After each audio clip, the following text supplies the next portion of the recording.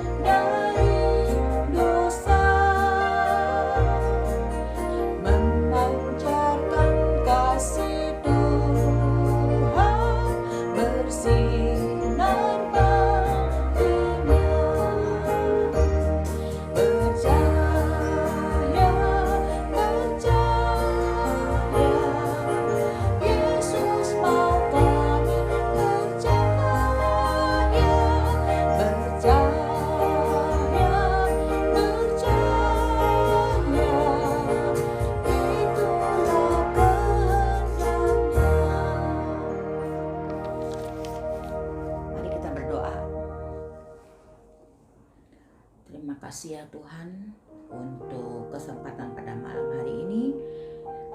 Kami semua bisa bersekutu, memuji, memuliakan nama-Mu, dan merenungkan firman-Mu, serta menaikkan beberapa syafaat kami ya Tuhan. Kiranya walaupun persekutuan kami melalui online, tetapi kami yakin Tuhan akan menyertai, memberkati, sehingga persekutuan ini menjadi suatu kekuatan bagi kami semua, dan kami juga boleh semakin setia dan mencintai Engkau ya Bapa. Kami menyerahkan waktu persekutuan kami ini ke dalam tangan-Mu. Dalam nama Tuhan Yesus kami mengucap syukur. Amin. Kita kembali akan memuji nama Tuhan. Bapa di surga menjagaku.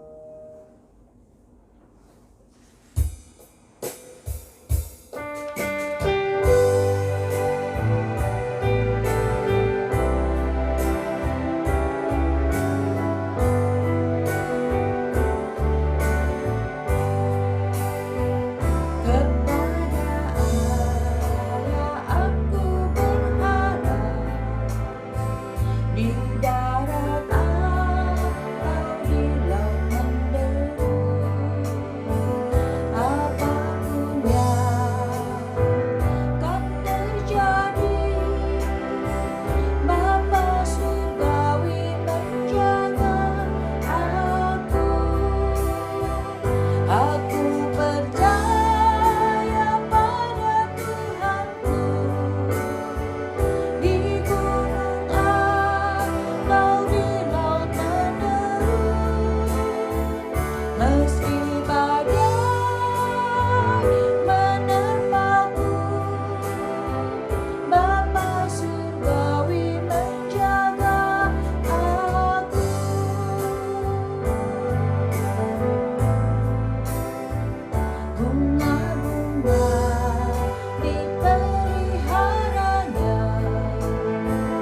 burung di langit pun dibimbingnya.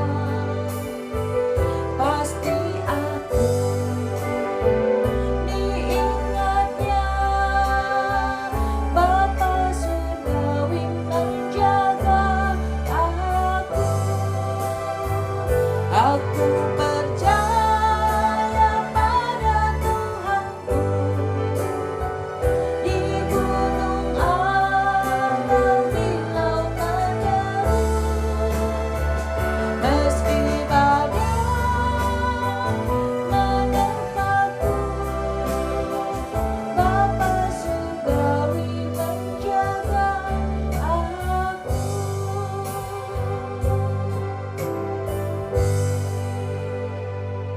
Kita yakin dan percaya Bapa yang di surga akan selalu menjaga dan melindungi kita semua.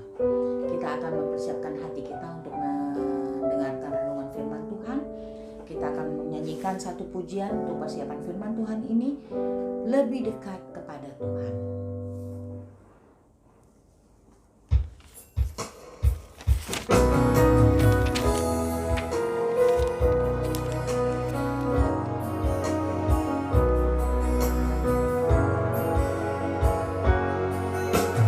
Lebih dekat padamu, bawaku pada kemuliaan-Mu. Tetapkan dalam dekapan-Mu, biar aku dalam naungan-Mu, biar aku dalam naungan-Mu.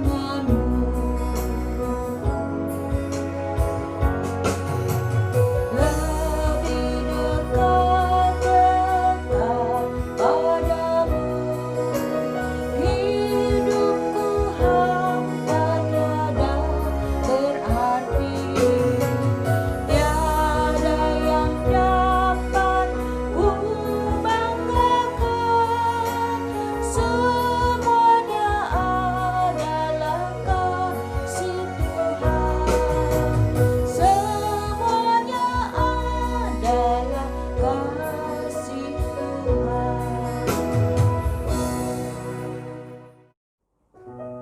Selamat malam Bapak Ibu Saudara yang dikasihi Tuhan. Kita akan merenungi sebagian firman Tuhan. Namun sebelumnya kita berdoa terlebih dahulu. Kita mohon tuntunan daripada Tuhan. Bapa Surgawi, kami bersyukur untuk saat ini kami boleh diberi kesempatan untuk bersekutu dan merenungi sebagian daripada firman-Mu. Dan biarlah Tuhan, kiranya Engkau berkenan atas perenungan ini, dan Engkau yang memberkati. Terima kasih Bapa. Di dalam nama Tuhan Yesus kami berdoa dan mengucap syukur. Amin. Nah Bapak Ibu Saudara, pada Kamis yang lalu kita telah menyelesaikan perenungan kita dari Kitab Ratapan.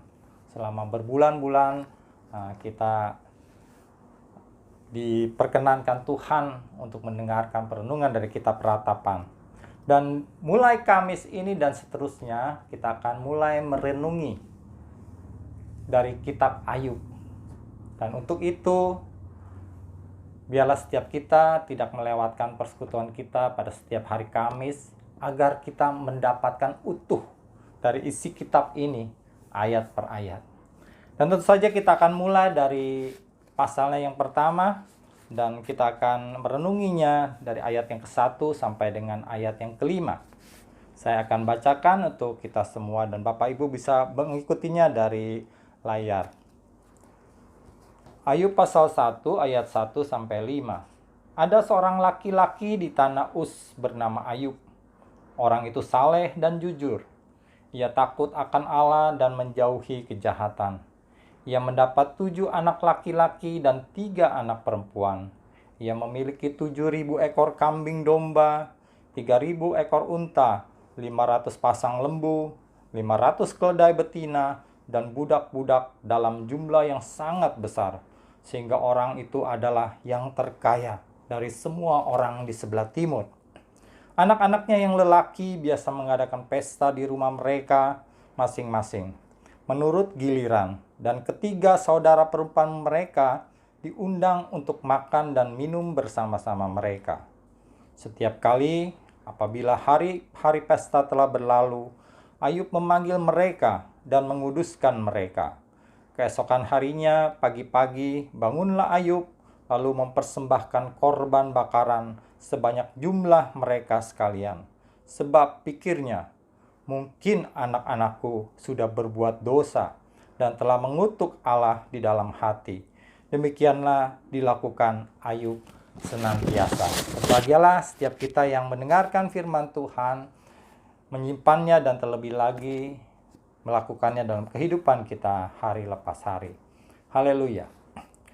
Bapak Ibu Saudara, kalau kita barusan membaca isi kitab ini ayat 1 sampai 5, kita bisa melihat bahwa secara ukuran umum tokoh Ayub ini adalah contoh seorang yang sempurna.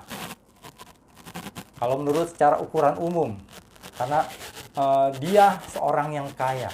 Tidak hanya kaya, dia juga seorang yang saleh dan juga jujur. Dan terlebih lagi, dia juga dikaruniai oleh keturunan laki-laki dan perempuan.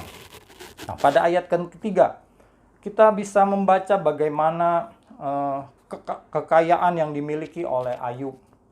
Dikatakan ia ternaknya ribuan ekor. Dia juga memiliki budak-budak, banyak budak-budak. Pada zaman itu budak-budak itu didapatkan tentu dengan membeli gitu ya. Pada waktu itu ada yang namanya perbudakan. Jadi budak-budak itu diperjualbelikan. Nah, bagi mereka yang punya budak-budak banyak tentu orang-orang kaya gitu.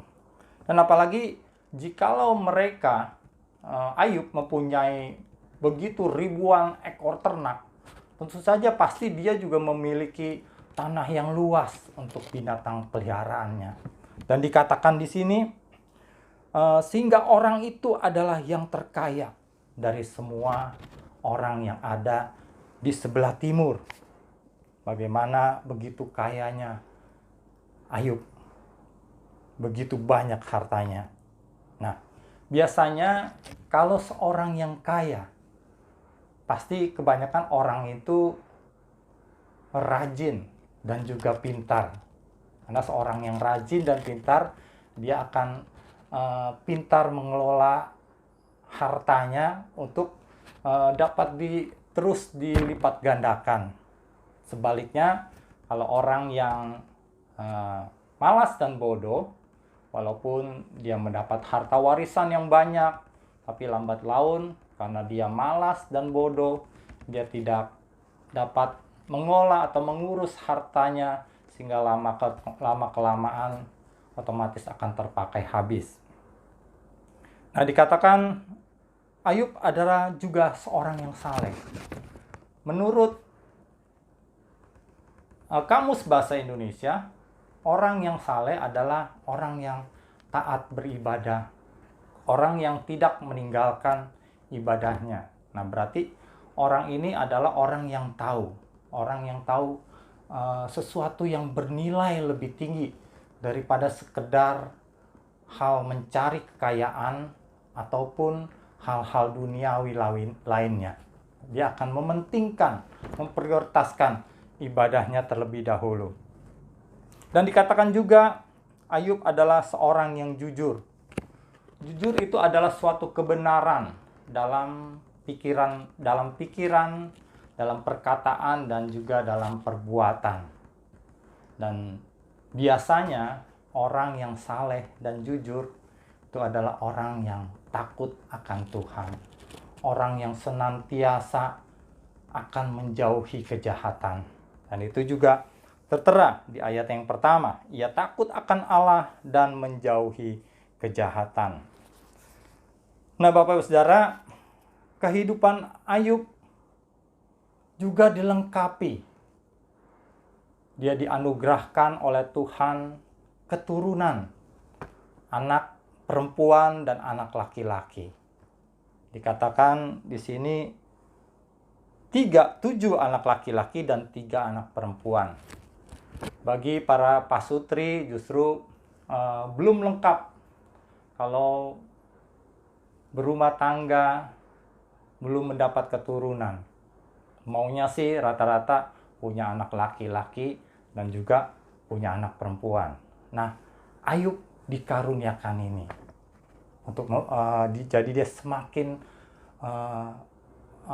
dilengkapi kebahagiaannya dengan adanya keturunan laki-laki dan perempuan. Dan menariknya di ayat yang kelima, ya, saya baca lagi ayat yang kelima. Setiap kali apabila hari-hari pesta telah berlalu, Ayub memanggil mereka dan menguduskan mereka. Keesokan harinya, pagi-pagi, bangunlah Ayub, lalu mempersembahkan korban bakaran sebanyak jumlah mereka sekalian. Sebab pikirnya, mungkin anak-anakku sudah berbuat dosa dan telah mengutuki Allah di dalam hati. Demikianlah dilakukan Ayub senantiasa. Nah, anak-anak Yakub yang laki-laki, ada 7 anak laki-laki, mereka secara bergilir mengadakan pesta di rumah mereka masing-masing dengan mengundang saudara-saudaranya, termasuk saudara-saudaranya yang perempuan. Jadi sepertinya adalah suatu pesta keluarga. Tetapi sebagai tradisi seperti biasanya tradisi zaman dahulu, setiap kali pesta, jamuan makan, itu pasti ada tersedia anggur pada zaman itu. Dan Ayub rupanya khawatir. Mungkin ketika berpesta, anak-anaknya ada yang minum anggur dan mabuk. Mungkin anak-anaknya ada yang berbuat dosa atau berkata-kata yang tidak baik. Maka setelah selesai pesta, Ayub mengumpulkan mereka. Lalu Ayub menguduskan mereka. Dan setelah itu, keesokan harinya, dia mempersembahkan korban bakaran sebanyak jumlah anaknya untuk memohonkan pengampunan dosa kepada Tuhan. Yakub menguduskan mereka. Yakub membuat upacara pentahiran dan juga memohon kepada Tuhan melalui korban bakaran agar Allah mengampuni dosa anak-anaknya jika terdapat mereka berbuat dosa. Nah, Bapak Ibu sekalian,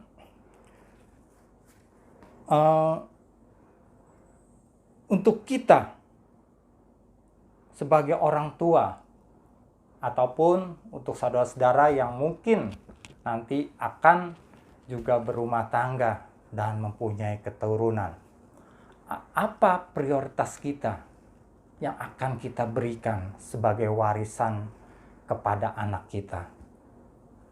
Dan pada umumnya banyak orang tua yang mempersiapkan, ingin membekali anaknya dengan ilmu pengetahuan yang tinggi. Mereka menyekolahkan sampai ke perguruan tinggi. Dan itu tidak salah. Dan mungkin ada lagi orang tua yang mungkin berlebih. Mereka mempersiapkan harta gitu ya, untuk bekal anak-anaknya nanti gitu. Dan itu juga tidak salah. Dan mungkin juga ada orang tua yang pengusaha, dia juga ya mempersiapkan anaknya untuk meneruskan warisan bisnisnya. Dan itu juga tidak salah.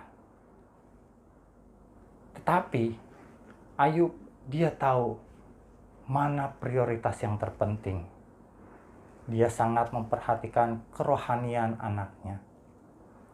Dan apakah apa yang kita prioritaskan untuk sebagai tanggung jawab kita sebagai orang tua kepada anak-anak kita? Sesungguhnya warisan yang terpenting yang harus kita prioritaskan adalah warisan iman. Kita harus memperhatikan kerohanian anak-anak kita, baiknya sedini mungkin. Kita membawa mereka untuk mengenal Tuhan sedini mungkin. membiasakan mereka, membawa mereka untuk datang beribadah kepada Tuhan senantiasa. Untuk belajar memuji Tuhan, untuk belajar melayani Tuhan. Sehingga karakter mereka terbentuk, iman mereka terbentuk untuk selalu mempunyai kebiasaan yang baik dan tumbuh rasa takut akan Tuhan. Dan di akhir ayat yang kelima dikatakan, demikianlah dilakukan Ayub senantiasa. Artinya senantiasa ini adalah suatu hal yang dilakukan secara konsisten, secara terus-menerus, secara menunjukkan suatu ketaatan, dan dilakukan terus-menerus. Dia memperhatikan kerohanian anaknya. Nah, ada saatnya sewaktu masih kecil, anak-anak masih dalam jangkauan kita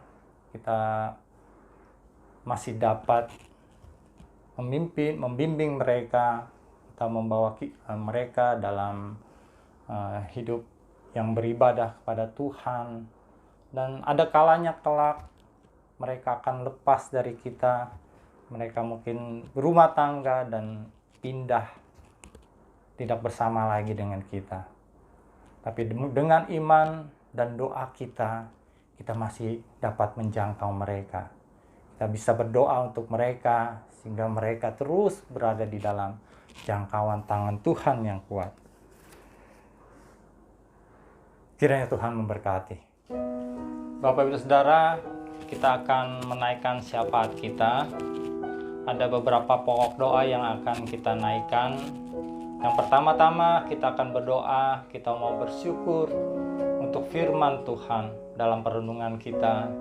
Kita juga mau bersyukur untuk ibadah-ibadah yang masih dapat kita jalani dalam masa pandemi ini. Untuk ibadah-ibadah secara online maupun persekutuan doa secara online. Kita mau berdoa, bersyukur untuk itu.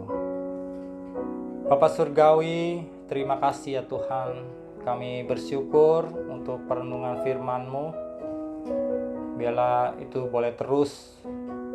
Biarlah kami boleh pelihara, kami boleh simpan, dan terlebih lagi kami boleh melakukannya dalam kehidupan kami hari lepas hari. Kami bersyukur untuk ibadah yang boleh kami lakukan. Kesempatan-kesempatan kami boleh bersekutu di dalam masa pandemi ini. Kami masih boleh mendapat menggunakan sarana-sarana online untuk kami boleh beribadah kepadamu. Dan juga setiap Kamis kami boleh mengadakan persekutuan doa bersama. Terima kasih ya Tuhan. Biarlah semuanya itu Tuhan berkati, itu boleh menjadi kemuliaan bagi nama-Mu, dan juga boleh menjadi berkat untuk kami semua jemaat-Mu. Terima kasih ya Tuhan untuk kesempatan-kesempatan kami boleh beribadah, dan juga sebagian dari kami yang mungkin tidak dapat terjangkau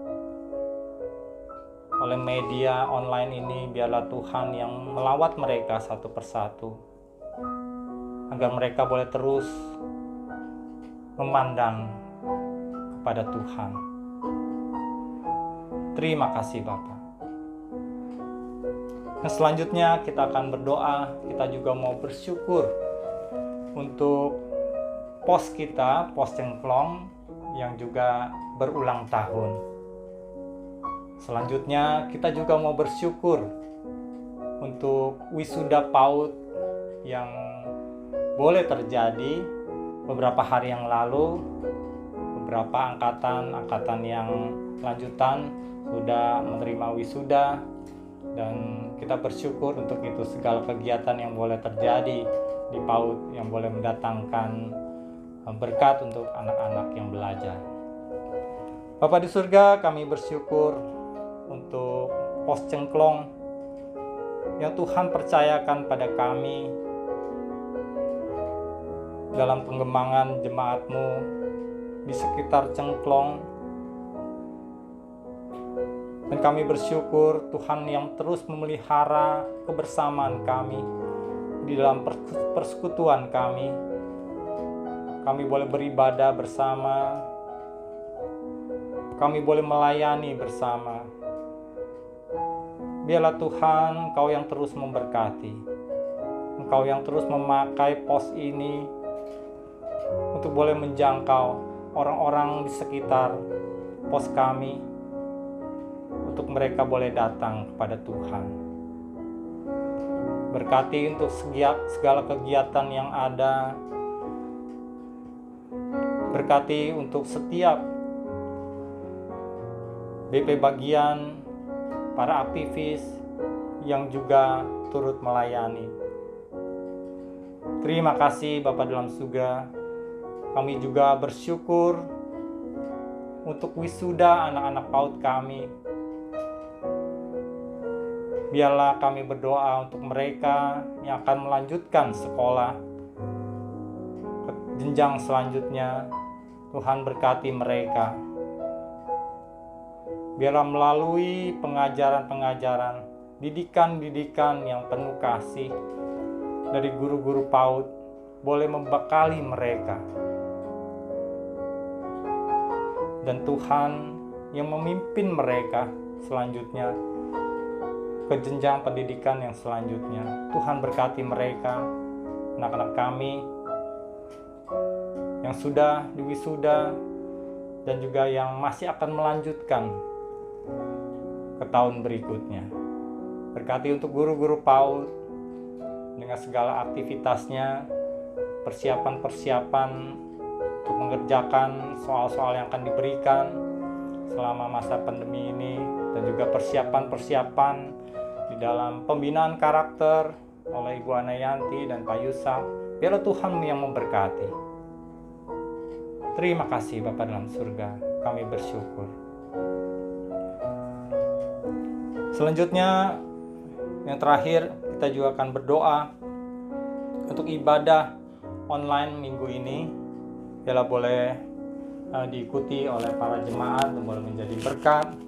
Dan juga kita akan berdoa juga untuk pembukaan ibadah di gereja yang kita mulai pada bulan Juli nanti.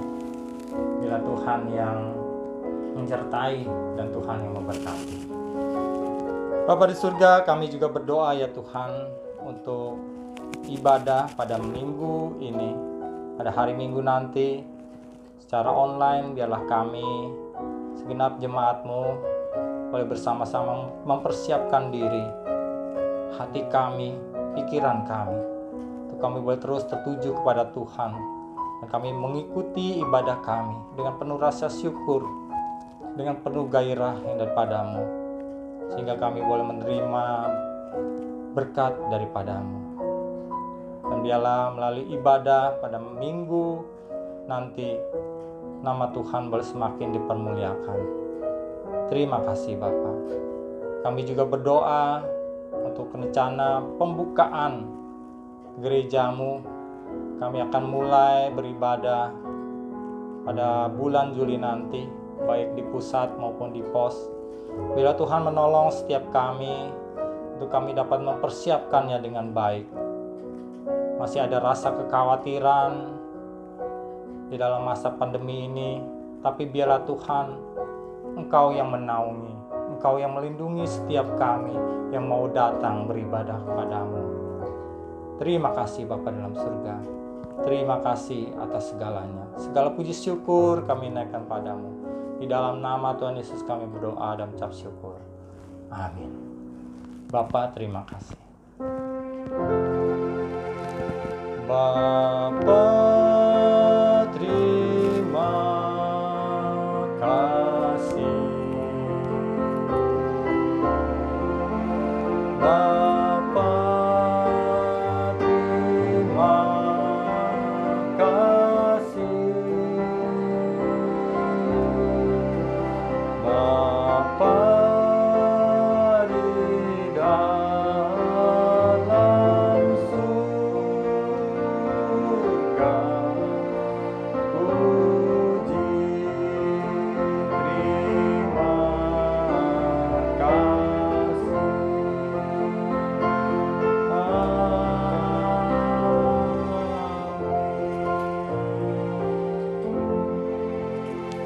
Selamat malam, Tuhan Yesus memberkati.